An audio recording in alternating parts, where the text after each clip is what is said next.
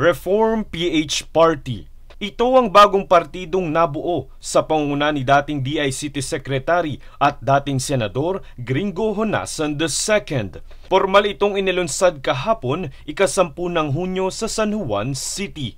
Kasama sa nasabing paglulunsad si dating Department of Agriculture Assistant Secretary James Layug at ang dating mga congressman na sina Willie Villarama at Michael Defensor. Karamihan sa bumubuo ng Reform PH Party ay ang mga dating opisyal ng militar mula sa Reform the Armed Forces Movement o RAM at Magdalo.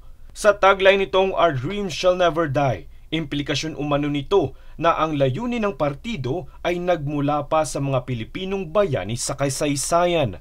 Kailan ito nagsimula? Sa panahon ng mga ninuno natin. Wala kaming sinasabi ngayon na original. Lahat ito pagpapatuloy nung kahaba-habang panahon na sinimulan ng ating mga ninuno.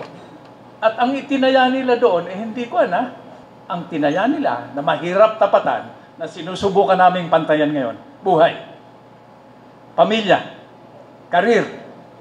Nagsasama-sama ngayon upang itatag ang Reform PH Party na nagsusulong ng bagong politika. Isang politika nakakatawan sa boses ng masa, ipaglalaban ang interes ng bayan, babantayan ang kalikasan, maglilingkod ng tapat sa mamamayan.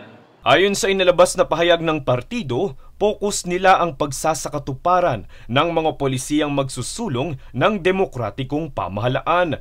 Kasama rin umano ang pagprotekta sa karapatang pantao, maibsan ang kahirapan sa bansa at matulungan ang mga nasa laylayan ng lipunan.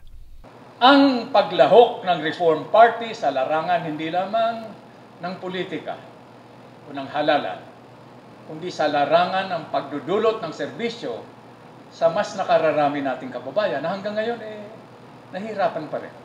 Kumpiyansa naman si Honasan na kahit na bagong partido pa lamang ay maisa sa katuparan ang mga mithiin nito. Panawagan pa ni Honasan, panatilihing gawing healthy ang kompetisyon sa politika kung saan nararapat na gawing pamantayan ang pagbibigay ng kumpleto at wastong impormasyon sa publiko.